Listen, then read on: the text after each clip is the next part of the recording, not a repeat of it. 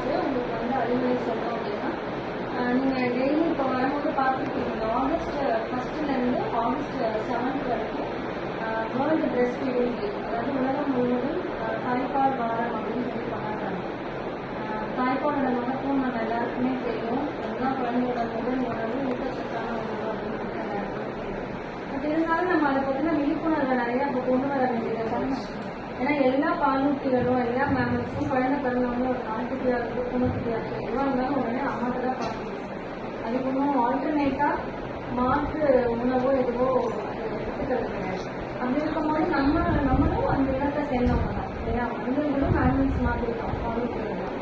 அப்போ வந்து நம்மளுமே வந்து குழந்தைக்கு வந்து ஃபஸ்ட்டு கொடுக்கக்கூடிய குழந்தை பசியில் ஆகுது, குழந்தை வீட்டில் இருந்தது, என்னால் ஃபுல்லாக பால் கொடுக்க முடியுமா, 2 வயசு வரைக்கும் என்னால் ஃபுல்லாக பால் கொடுக்க முடியுமா அப்படின்ற வந்து, ஏன்னா டெலிவரி ஆனதுக்கப்புறம் யூஸ்வலாக மதர்ஸ்க்கு வந்து ஒரு சைக்கலாஜிக்கலாக ஒரு டிப்ரெஷன் இருக்கும்.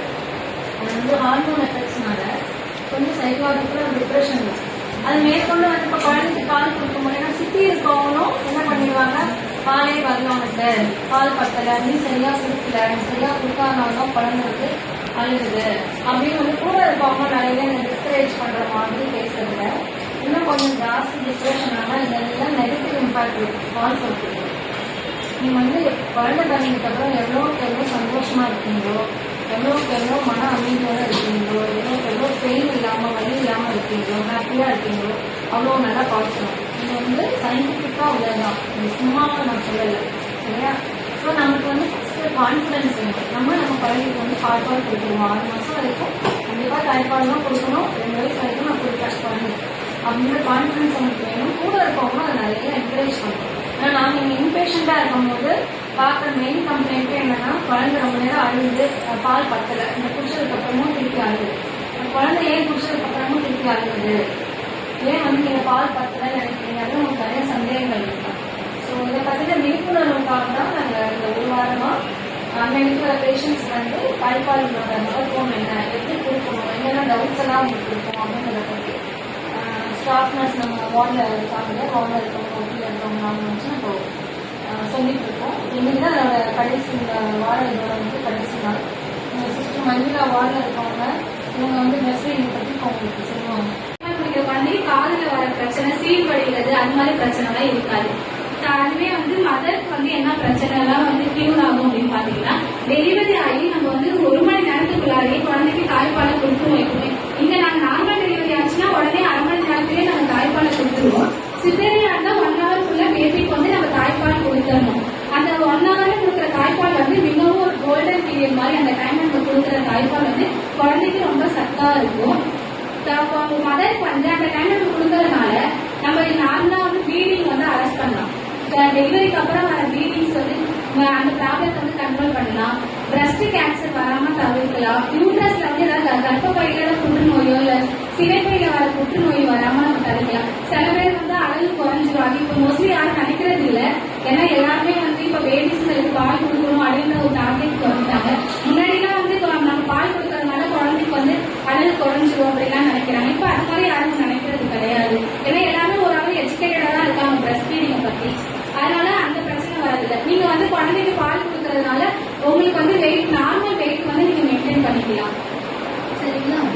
எது மாதிரியான உணவுலாம் நீங்க சாப்பிடணும் அப்படின்னு சொல்லணும். இப்ப டெலிவரி ஆனதுக்கு அப்புறம் எது மாதிரி உணவுலாம் நீங்க பால் ஊறதுக்கு சாப்பிட போறீங்க அப்படின்னா, மதருக்கு வந்து நீங்க வந்து பூண்டு பால் அதிகமா சேர்த்துக்கலாம். பூண்டு வந்து அது வந்து பால் ஊறதுக்கு வந்து ஒரு நல்ல ஒரு உணவு வந்து பூண்டை வந்து மசிச்சு பால்ல சேர்த்துக்கலாம், இல்ல கஞ்சியில பூண்டை வச்சு சேர்த்து கொடுத்துக்கலாம். அப்புறம் பப்பாளி காய் பழமா இல்லாம காயா இருக்கிறத வந்து நம்ம துருவி தயிர்ல போட்டு சேர்த்துக்கலாம். அதுல வந்து நல்லா பால் ஊறும். சொரக்காய் நிறைய சேர்த்துக்கிறதுனால நீர் சத்து நிறைந்த ஒரு உணவு. ஏன்னா அம்மா வந்து பால் எப்பவுமே கொடுக்கறதுனால அவங்க அதிகமா அவங்க எனர்ஜி எல்லாம் இது பண்ணி தான் பால் கொடுப்பாங்க. அவங்க டயர்டாம ஆகாம இருக்கிறதுக்கு நல்ல ப்ரோட்டீன் ரிச் டயட்டா புரத சத்து நிறைந்த கொடுக்கணும்.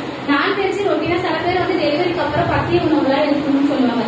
அது மாதிரிலாம் இருக்கணும்னு அவசியம் கிடையாது. காரம் இல்லாம உணவு வந்து நீங்க எது வேணாலும் கொடுத்துக்கலாம். ஈஸியா வந்து செரிமானம் ஆகக்கூடிய பொருள்லாம் கொடுத்துக்கலாம். நான்வெஜ், முட்டை எல்லாமே கொடுத்துக்கலாம் மதருக்கு. சரிங்களா?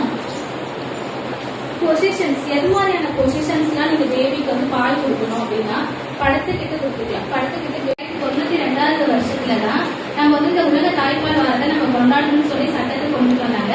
அன்னையிலிருந்து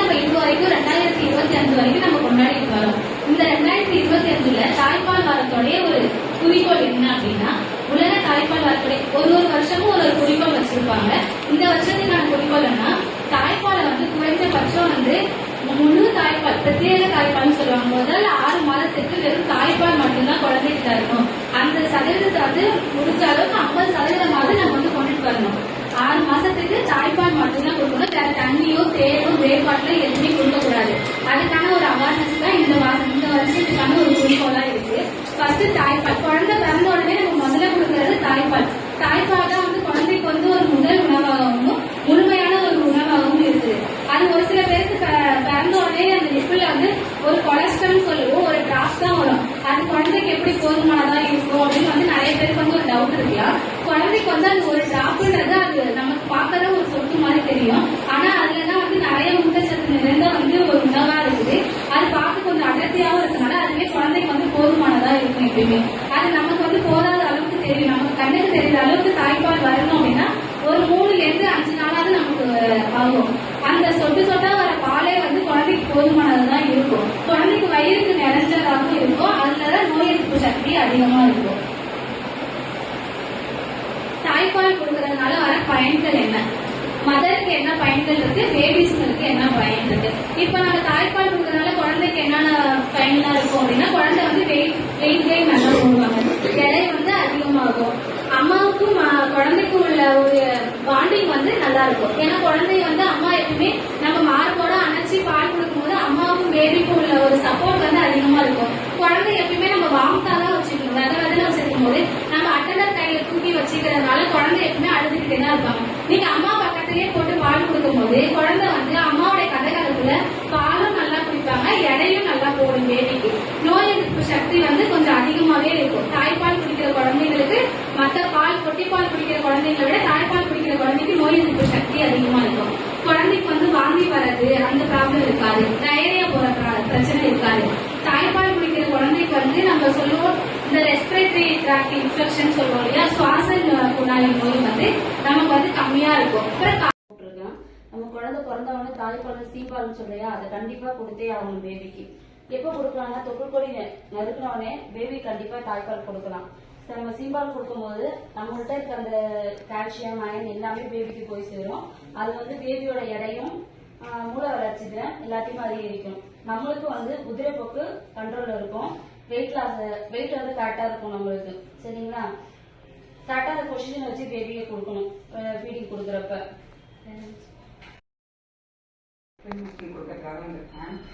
ஃபர்ஸ்ட் பேபிக்கு வந்து 6 months வந்து நீங்க தாய்ப்பால் மட்டும்தான் கொடுக்கணும்.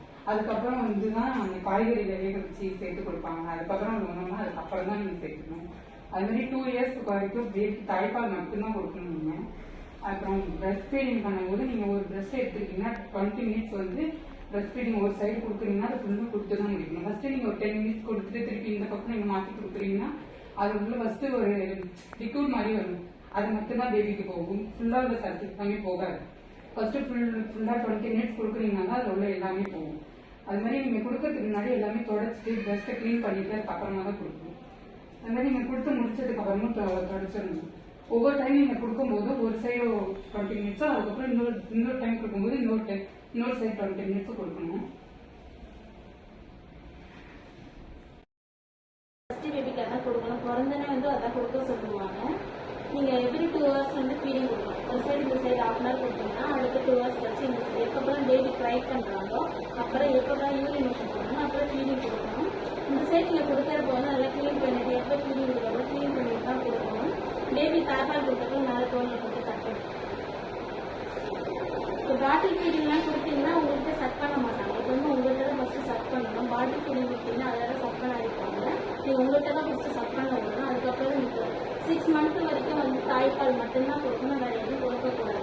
அதுக்கப்புறம் வந்து திணை உணவுகள்லாம் சொல்லுவாங்க. இணை உணவு அதெல்லாம் கொடுக்கணும். வந்து ஃபர்ஸ்ட் பாயில் பண்ணி காயில பாயில் பண்ணி தருவாங்க. காய்கறி பாயில் பண்ணி அதுக்கப்புறம் மசிச்சு அதெல்லாம் கொடுக்கணும். 6 months அப்புறம் 6 months வந்து பேபிக்கு தாய்ப்பால் தர திணை தர